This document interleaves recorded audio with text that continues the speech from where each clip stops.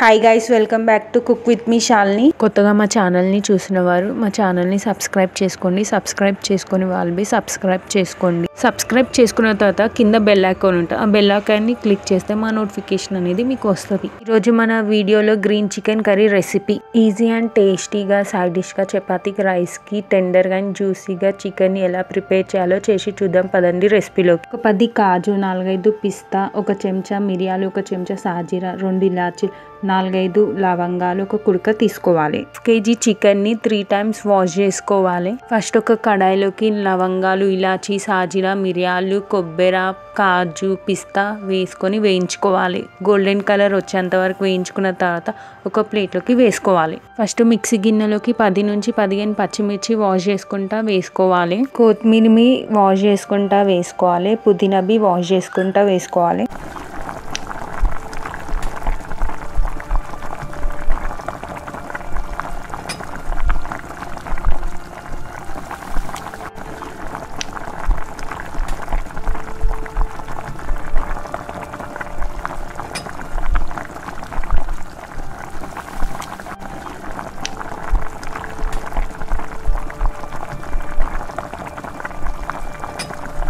ఇందాక వేయించుకున్న కొబ్బరి, కాజు, మిరియాలు కూడా వేసుకోవాలి. 1 tablespoon పెరుగు కూడా వేసుకోవాలి.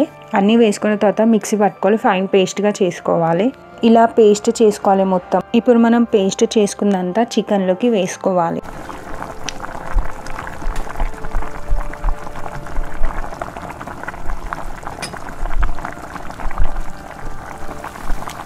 ఇప్పుడు మనం నిమ్మకాయ జ్యూస్ని వేసుకోవాలి.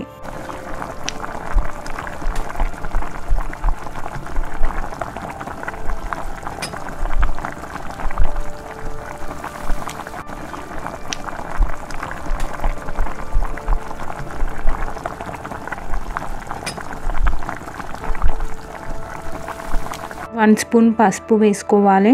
పసుపు వేసుకున్నాక మొత్తం ఒకసారి కలుపుకోవాలి.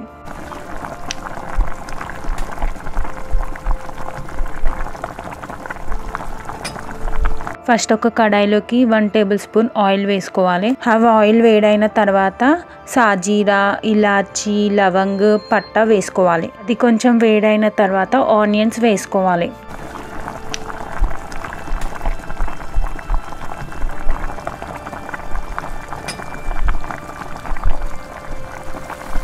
పసుపు వేసుకోవాలి. పసుపు వేసుకున్న తర్వాత సాల్ట్ వేసుకోవాలి.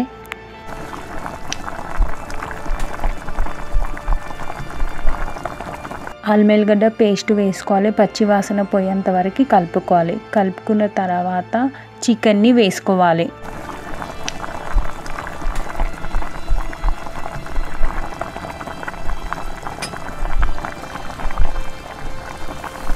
చికెన్ని మొత్తం వేసుకున్న తర్వాత బాగా కలుపుకోవాలి.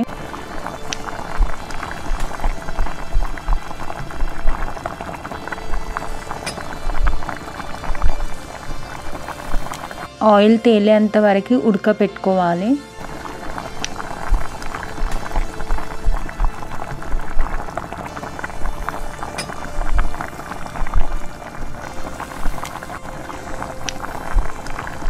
రెసిపీ నచ్చిందా? రెసిపీ నచ్చితే కామెంట్ చేయండి. కామెంట్ చేయడం మాత్రం మర్చిపోకండి. లైక్ చేయండి, షేర్ చేయండి, సబ్స్క్రైబ్ చేసుకోండి. మీకు ఏదైనా రెసిపీ నచ్చితే కామెంట్ చేయండి. ఆ రెసిపీని డెఫినెట్గా ట్రై చేస్తాం.